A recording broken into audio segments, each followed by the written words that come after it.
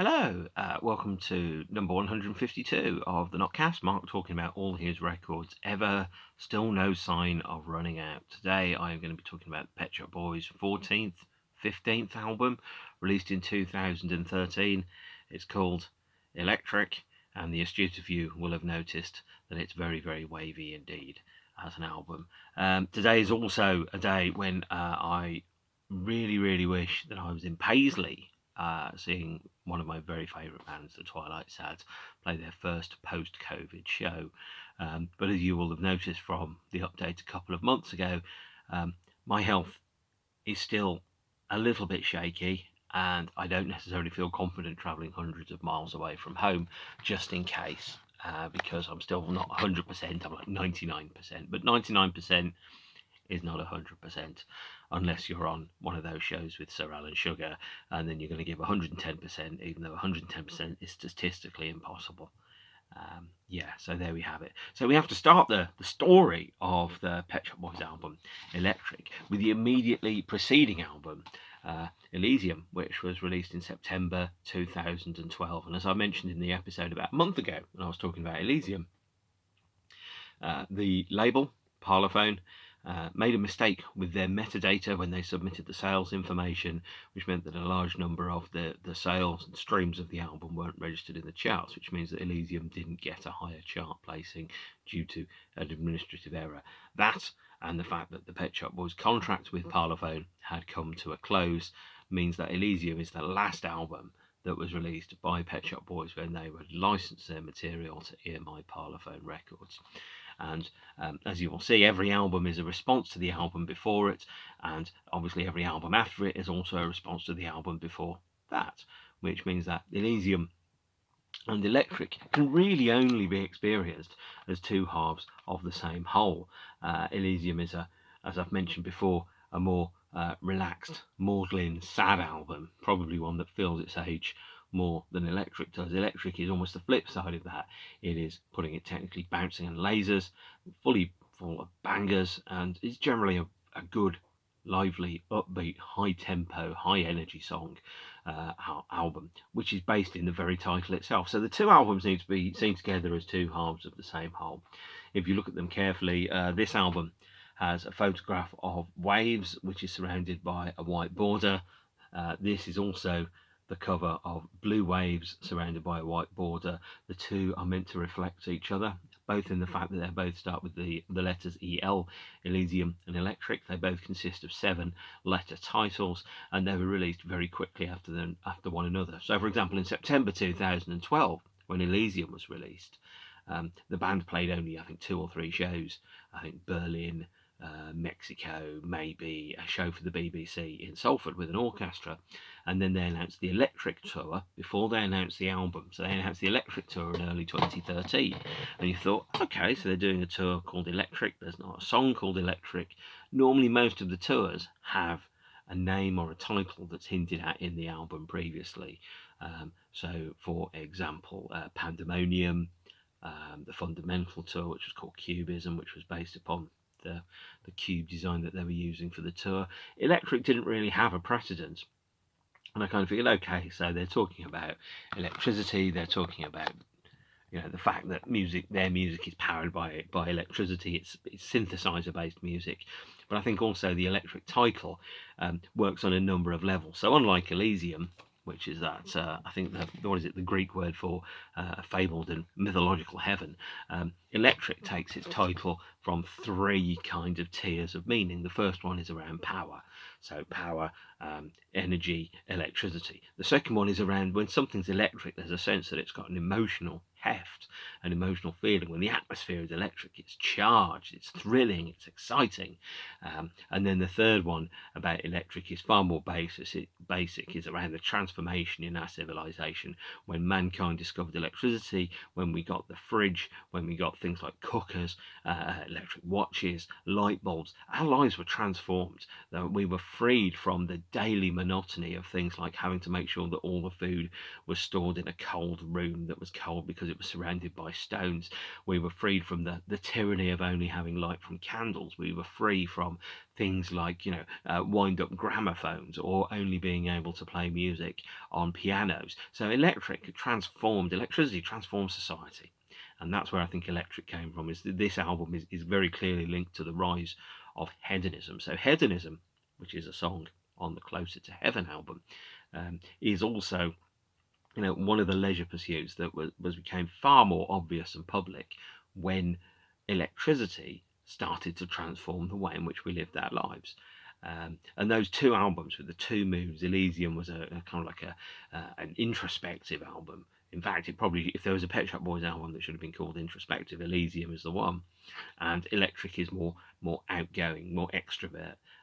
It's got, although Electric is effectively a series of Elysium outtakes, or songs that were written at the same time.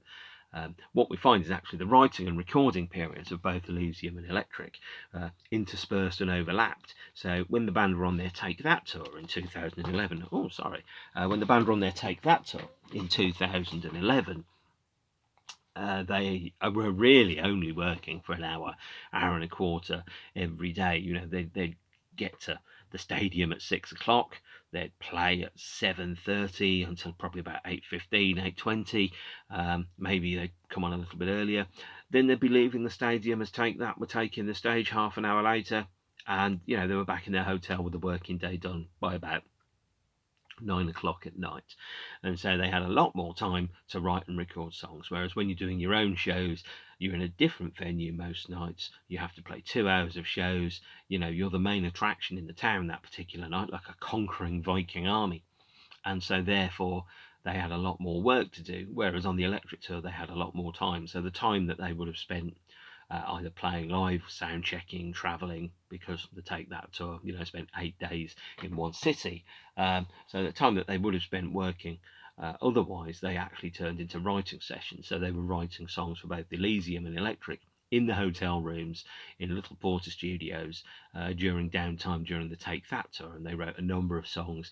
I think Inside a Dream is one of them. I think Is A Bourgeois Construct is another one during that particular tour, because they had the time and the opportunity to do it. And they found that the two types of songs they were writing were the more maudlin, introspective songs, and the ones with banging and lasers, hence Electric.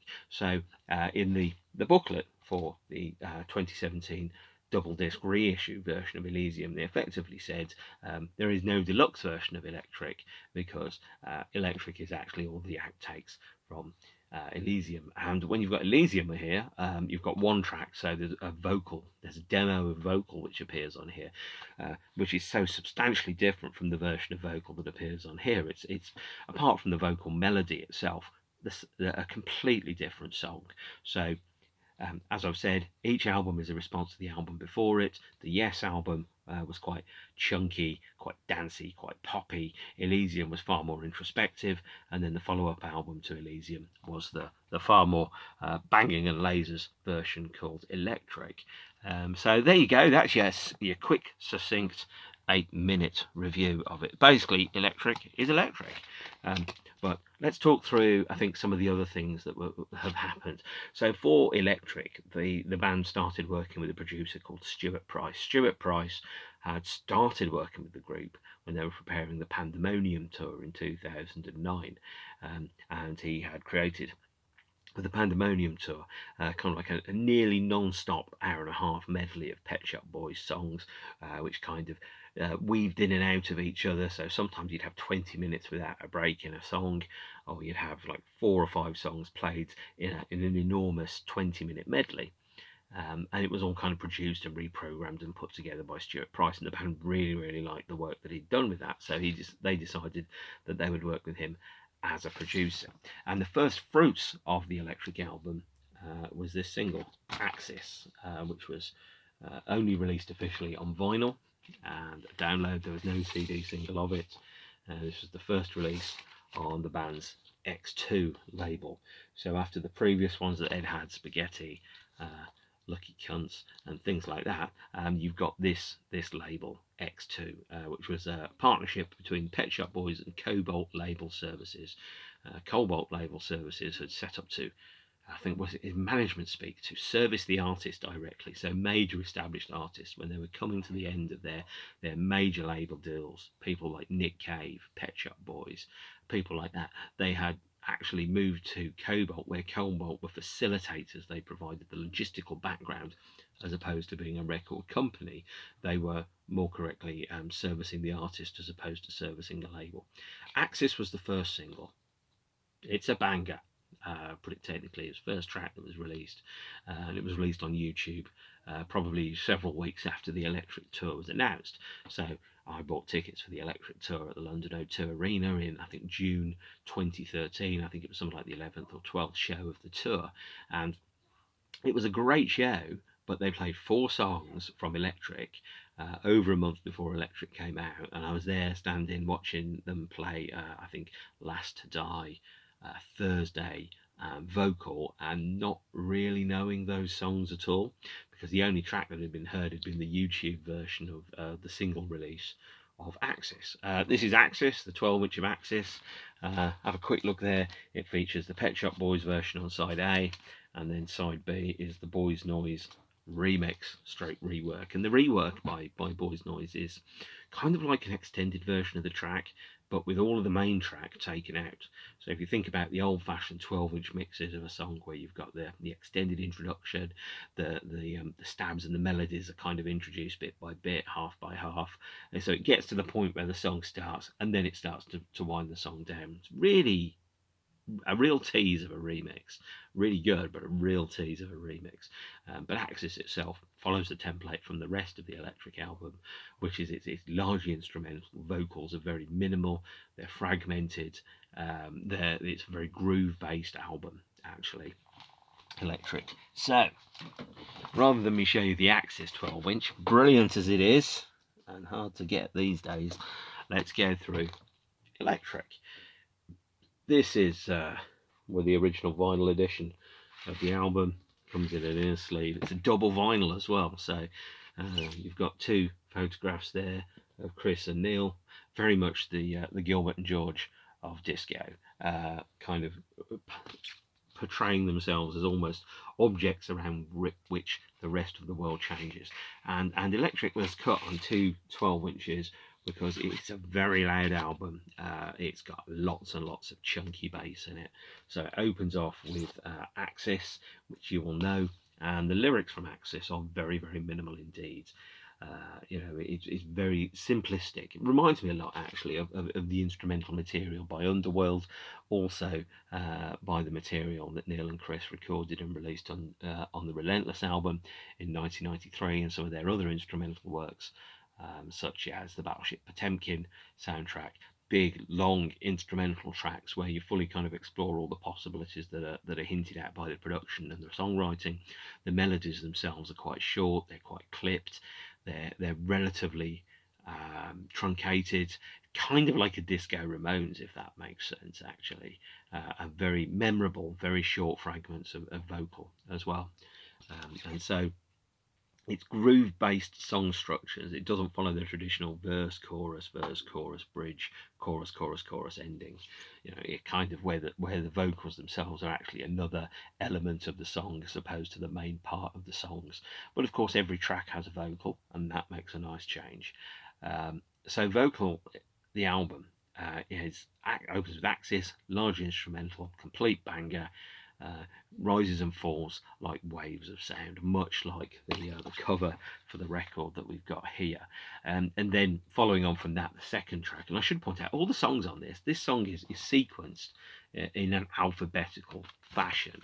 Now, the Pixies used to do set lists that were constructed alphabetically, so of course Caribou would be at the front, and Where Is My Mind would be near the end. The songs on this album are presented in a largely alphabetical fashion by the dominant word that is in the title. Axis is the first track, Bolshee is the second, Love Is A Bourgeois Construct is the third. It was originally called Bourgeois, by the way. And then there's Fluorescent, which was the last track that was recorded and written for the album, and the album was pushed back by a month so they could get Fluorescent on there. And then it's Inside a Dream, The Last to Die, Shouting in the Evening, Thursday, and Vocal. So it's only 9 songs, but the whole album runs 50 minutes. So each one of the songs, in fact, I think only one song Inside a Dream is under 4 minutes in length.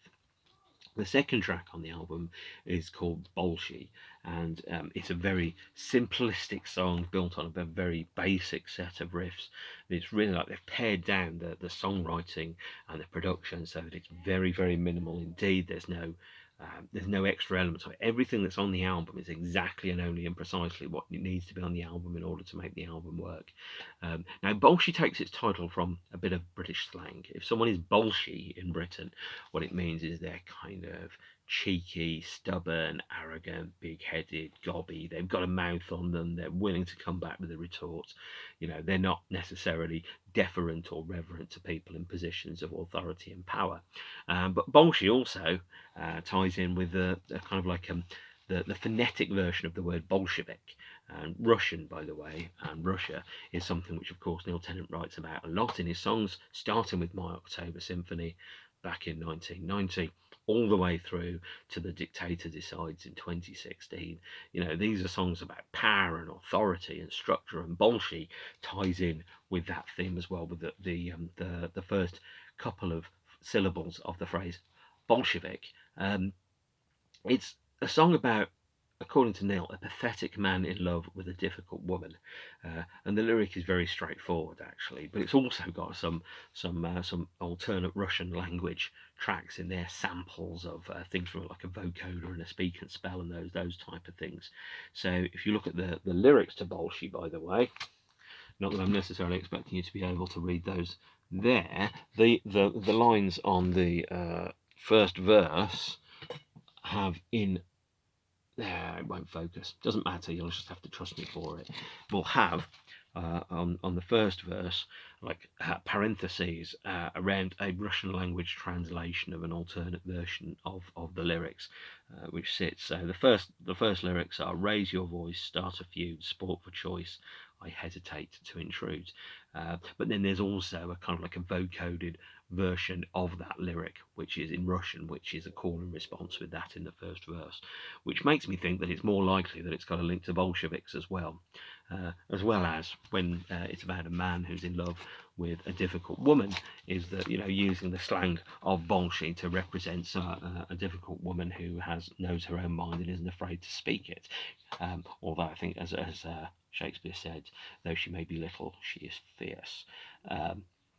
It's a fantastic song. On the surface, it looks very simple, very straightforward, and then as you dig deeper into it, it becomes better and better, and it kind of like shows more meaning to it and alternate meanings as it goes along. Now, the third track on this, which was released as a single, and it's one of their best songs actually, is Love Is A Bourgeois Construct. So let's quickly get the 12-inch out for Love Is A Bourgeois Construct, because why not? It was released as a 12-inch here, double 12-inch, chock full of remixes, and of course, because the Pet Shop Boys were a band that liked to provide value for money for their fans, they also did CD singles. So Love Is A Bourgeois Construct, which they played all the way through this tour and the Inner Sanctum tour, which ran from 2016 to 2019, is, in my opinion, one of the very best Pet Shop Boys songs that there is. It opens on a musical motif which is borrowed, depending on who you talk to, either Michael Nyman's song Chasing Sheep is better left to the sheep herders and on the shepherds, or to Henry Purcell's King Arthur, which was written in 1691, both of which borrow the same core kind of melodies, and that's the classical kind of element which sits underneath it, and then they've got this beautiful, gorgeous song around it. And of course, the use of the phrase bourgeois also ties in with the Russian kind of theme which we had with Bolshee. So we've got the concept in the song is around falling in love with someone is dangerous and it's bourgeois. So in the 1600s, 1700s, up until relatively recently, marriage for love was unheard of. It was controversial. In fact, if I remember correctly, my grandparents, they didn't marry for love. They married out of the need for security and to pool the family's collective financial resources before my grandmother caused a great scandal and she divorced. So my grandparents, before they became my grandparents, my grandma married from a strategic position as opposed to out of having love for a person.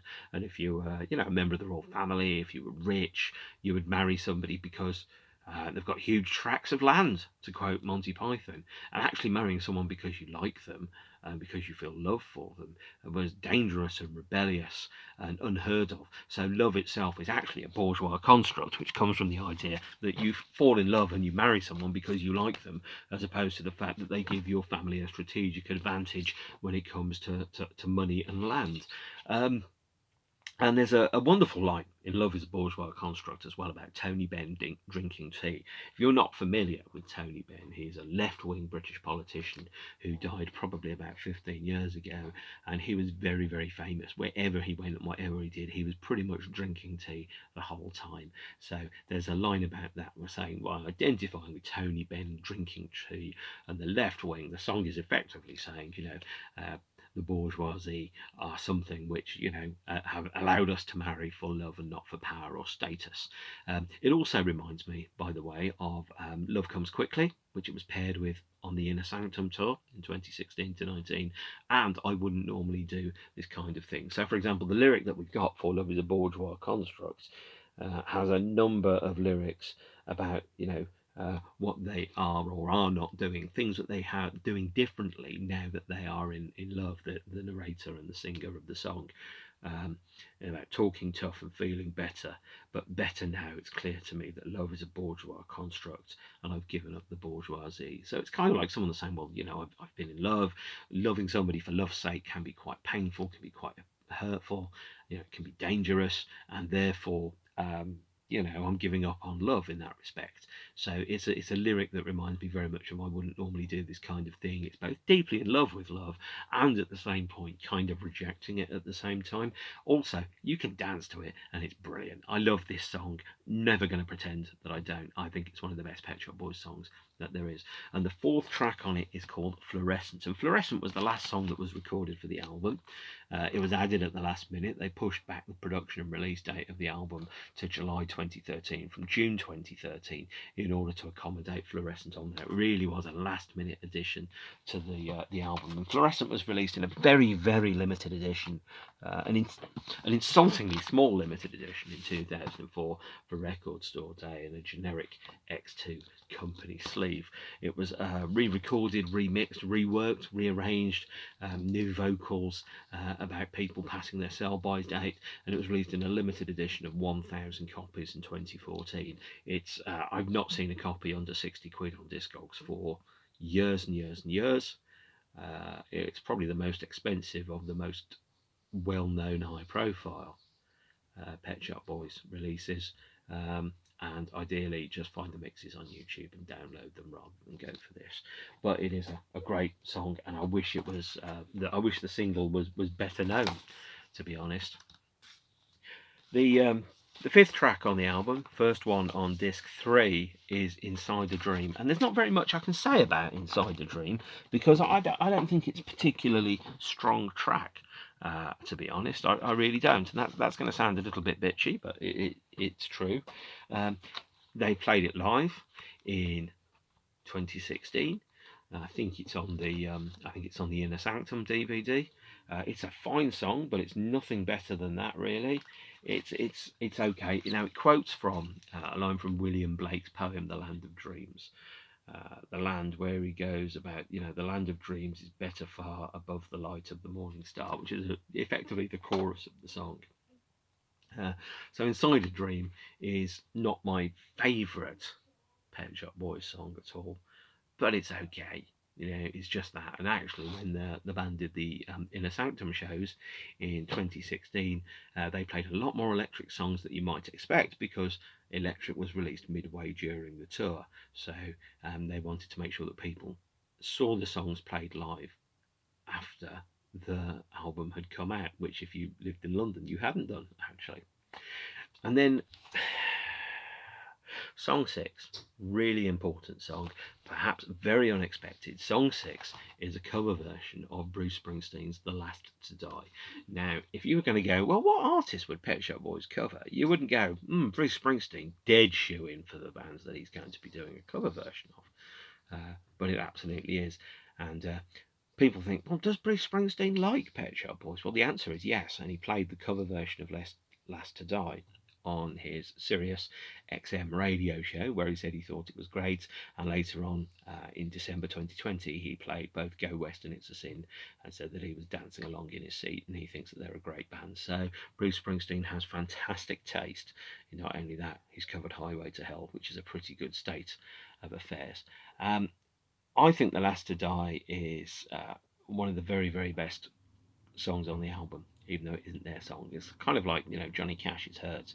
It's a Bruce Springsteen song, but it was a Pet Shop Boys song that Bruce Springsteen happened to write. Now, it takes its cue from a statement by John Kerry, who was a very prominent American politician, when he testified in 1971 about the Vietnam War.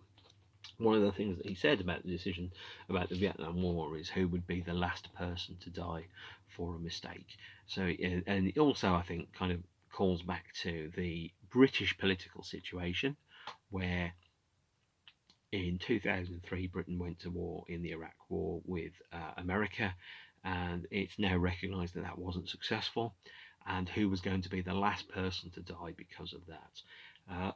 I also think it works on another level as an allegory around the HIV and AIDS crisis, which occurred in the 80s. It's before there was a cure for HIV, and people were dead and wounded on either side, and they were dying, going, even now you'd be thinking, especially if you're kind of, well, maybe, about my age, as you go, there are people that should be here.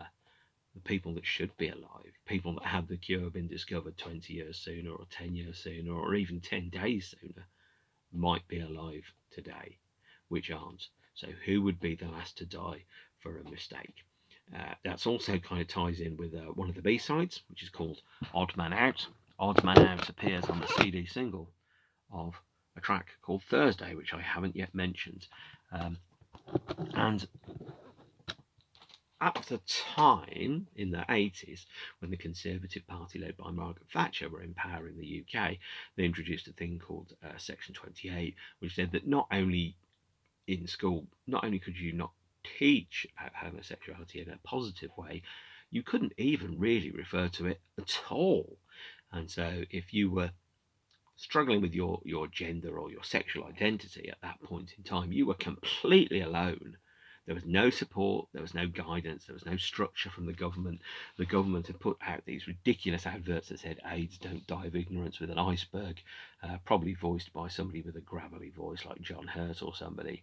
And then what you'd find is, because of ignorance, misinformation, stupidity and prejudice on the behalf of the government, that people were dying that didn't need to die because of moral crusades, which were largely championed by hypocrites and liars. And the last to die. Now, you may think, how have I got to there from a Bruce Springsteen song? Well, I think the lyrics to Last to Die do kind of lay out quite clearly that if you were the last person to die because of a mistake, that's no consolation. And there's that lyric around, who'll be the last to die for our mistakes?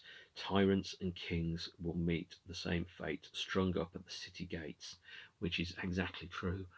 All dictators die. All dictatorships eventually are overturned, although it does take a very long time sometimes in some cases. Now, song 7 on the album, by the way, is called Shouting in the Evening. It's got a very, very minimal lyric indeed. It's mostly bonkers, weird, silly synth noises alongside a very, very minimal lyric, which is, what a feeling, shouting in the evening, shout, that feels so good. That's the entire lyric. Now, that's a smaller lyric than there is on some of the tracks that are on the Relentless instrumental album.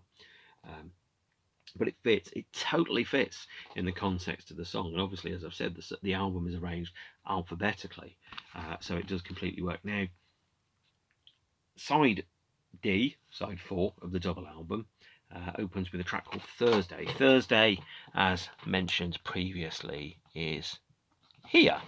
And Thursday features a rap by Example. And Thursday, by the way, is quite a good track, actually, aside from Example's rap. It's got it's deliberately evocative of West End girls. The bass line is designed to be very, very evocative of West End girls. the chorus and percussion stabs, if you listen to them, remind me of the introduction to the Shep Pettibone remixes of West End Girls as well. And that's all deliberate. It's designed to remind you, to be evocative of what happened previously with West End Girls. But it's not West End Girls. It's really good, but it's not West End Girls. Now, the problem is it also has, in my opinion, one of the very worst lyrics that has ever happened. It's a very, very basic rhyming structure, ip dip dog shit, where he goes, take a trip down memory lane where you're never going to be the same, where you're never going to take the blame, change your name, now you quit the game, so you head outside, feel the rain, something in your brain can't break the chain, same mistake again, fake the pain again, day to day again. And it's just like a, and it's just basically, well, I've chosen for the word aim, name, day, game, stame, same, stain, lame, dame, and the rap is lame because it is so minimal in its use of language. There's no, in my opinion, there's no articulacy inside that. Now, you could say that it's a strength to use such a minimal set of lyrics and a minimal set of rhymes around that, but I think it's just lazy, really, because it kind of goes, the quick brown fox jumped over the lazy dog. Here I am, snog in a log. I've lost all my pogs. You know, it's not very good, frankly, as a lyric. And my preferred version of Thursday doesn't have the rap by example on, or it would have a different rap. That would be an absolutely great spot to have a vocal spot by somebody else, but one that was perhaps more articulate and more deserving of the song. Sorry, example. I wasn't impressed then. I'm not impressed now. I think it's a lame rap, to be honest.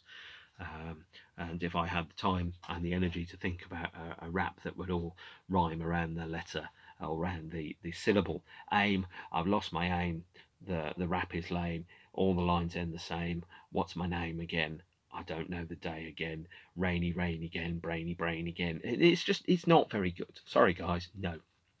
However, aside from the rap, Thursday, brilliant track. Absolutely love it. And I also love the idea that it kind of subverts the cliche. You would expect, some people, to quote the fantastic Hitchhiker's Guide to the Galaxy, I never could quite get the hang of Thursdays, which I think most Thursdays, and I'm actually recording this on a Thursday, and I'm not quite sure I got the hang of today either. But if you're going to do it, well, either you do a clever rap about Douglas Adams not being able to get the hang of Thursdays, or you ditch all the lame brain name, same rain rap game again. And it subverts the idea around Saturday night being, Saturday night forever and Friday I'm in love. He goes, actually Thursday is a day where there's not that many songs about a Thursday. Let's do a song about a Thursday. So, all credit to you for doing that. It's also the start of the weekend. Last track, vocal. Oh, love vocal. There, that'll do. I'll just go, I love Vocal, it's brilliant. It's a great song, actually, and the first version of Vocal is released as a demo here on Elysium. But Vocal is the main big hit single from the album. It's closed every show on the Electric Tour. It was released as a single. Here's the 12-inch, here's the CD single. Tons and tons of remixes. It's one of the best tracks that they've done in a very, very long time now. As I said, Stuart Price produced the album. Lots of people don't like the Stuart Price era. I'm sympathetic to and understand that. I also think that you're wrong. I think that the compression and the mastering on the finished releases of the most recent albums is very hard with a very high noise reduction level, and it is very, very loud, and it crushes some of the fine detail in the production. But the production itself is absolutely great, and I haven't got an opinion about whether the vinyl versions versus the CD versions are better, by the way. I just know that I love the songs that are on this album. Vocal is one of the best Pet Shop Boys tracks of all time. It's inspired by, in the 80s, 90s and the noughties as well, there was a trend for a lot of instrumental dance tracks. So you'd go to a club and you'd hear lots and lots of instrumental tracks and you wouldn't have a clue what they were. I remember I spent a lot of nights very rapidly approaching an altered state of consciousness in various nightclubs where I didn't hear a single shot of human vocal all night long in the 90s. Rooms with low ceilings and high beat counts. And they were great nights. But Vocal says, every track had a vocal, and that made a nice change. And there's also a line inside Vocal where they talk about the singer. I like the singer, he's lonely and strange. expressing passion and explaining pain. And it's a song that really kind of sums up to me a lot of club culture, um, in a way that's more effective than DJ culture ever did. Um, it's a great track. Putting it technically, vocal is a banger. I love it, and it's they still play it live. Well, they played it live, very very recently. Their most recent show. I think it's a great song, and it's an absolute Pet Shop Boys classic. Electric is one of the best Pet Shop Boys albums. I would put that in my top 5. Now I think episode 37 of this, I think I ranked my Pet Shop Boys albums. I can't remember where I put Electric. I really hope it's in the top 5, because I listened to Electric again today and all the B-sides, and I went, it should be top 5. It really, really should. Now that feels like I've just info dumped a huge amount of information at you, like a James Bond bad guy. So there will be a test, and you can tell me about my cunning plan to take over the world, one YouTube view at a time. I really should be having a white cat sitting on me now, and I go, no, Mr. Bond, I expect you to die. Which, by the way, was overdubbed by somebody else, because Gert Frobe had a thick accent, and he couldn't necessarily, he sounded ridiculous. So the first single after the album came out was Love Is A Bourgeois Construct, which I've mentioned before. The CD single is a replica of the double 12-inch. It's got this lovely gatefold sleeve in here, and it's got lots of remixes on it. I have no memory of whether any of these remixes are any good. And I kind of thought, well, Electric coming so fast on the heels of the release of Elysium, because Elysium came out in September 2012. Electric came out in July 2013, so that's less than 10 months. It's the shortest gap between new studio albums that the Pet Shop Boys had ever had. Even the gap between, I think, Please and Actually was something like 18 months.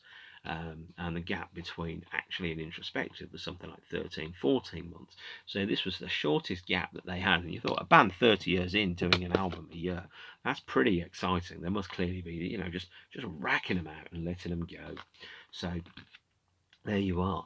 The singles were Axis, which was a 12-inch, Love Is A Bourgeois Construct, Vocal, and then Thursday. Now, for the, let me just quickly check here, Love Is A Bourgeois Construct, the CD single had 2 previously unreleased songs on, which are really important parts of the puzzle. There was one which is, I think it's pronounced Entschuldigung, which is wrong, but it means sorry in German, and it's inspired by the fact that when they moved to Germany to record parts of Elysium, they couldn't speak the language, so they really just learned sorry and I don't speak German. And the 2 big parts of the vocal in the track, Entschuldigung, I should have practiced that, are effectively a voice in German saying I don't speak German. And the song, the word itself, sorry, which ties in with the lyric in Love Is A Bourgeois Construct, which is that speaking English as a foreign language. Both of the B-sides are themed around foreign languages, because the other track, Get It Online, is a track which is about the international nature of business and commerce in the age of the internet, and it has various lyrics in it which are vocoded, which are things in Brazilian, Russian, Arabic, Portuguese, and so on, around buying things. If you like this, you might like that. Please buy this. Check out, get it online. Those type of things. So Get It Online and the other track are both actually based around the use of foreign languages and other languages as well. So speaking English as a foreign language. The B-sides are thematically correct and appropriate and chosen for that. And on Thursday, the not quite final single from the album, there are 2 extra B-sides. One is called No More Ballads, and the other one is called Odd Man Out. And since Thursday is itself a love song, and has the lyric about maybe you'll stay for the weekend, Thursday, Friday, Saturday, Sunday, Odd Man Out is a really important song in the band's body of work as well. It is inspired by a 1961 film about being gay in London called Victim. It's got some lines of dialogue which are taken from the film, and it has a lyric that's very much around committing suicide due to social shame and having to hide your own identity as a result. As I've mentioned before, Section 28 kind of criminalized, or not criminalized, but kind of ostracized homosexuality. So if you were gay in the 80s, you had no guide as to what was going on around you. You know, you thought you might be the only person that ever felt like that. Indeed, apart from, you know, very, very few famous people. It was kind of like a hidden part of culture. There was a stigma that was attached to it, and then when HIV and AIDS rose, and there was a complete lack of meaningful information about it until it started to penetrate the heterosexual community.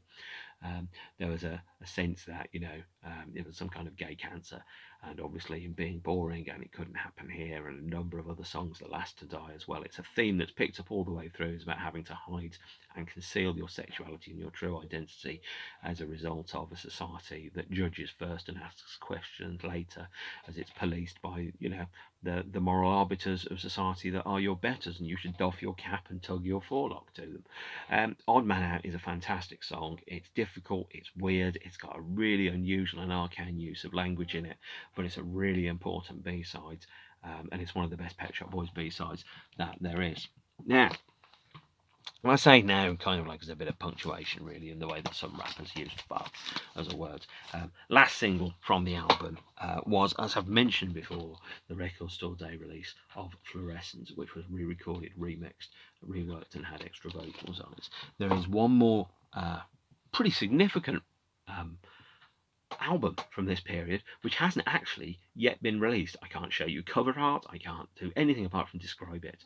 In 2014, on the 23rd of July 2014, Pet Shop Boys and an orchestra played at the Royal Albert Hall for Prom 8, which was broadcast on BBC Radio, and they premiered orchestral arrangements of a number of songs, but they also played a new, previously unheard 48-minute album song cycle, which was a concept album about Alan Turing. And Alan Turing is the guy who invented the computer. He cracked the Enigma code, he changed the course of World War II, and he committed suicide by eating a poisoned apple because his sexuality, he was gay, was outlawed and demonized by the British government at the time.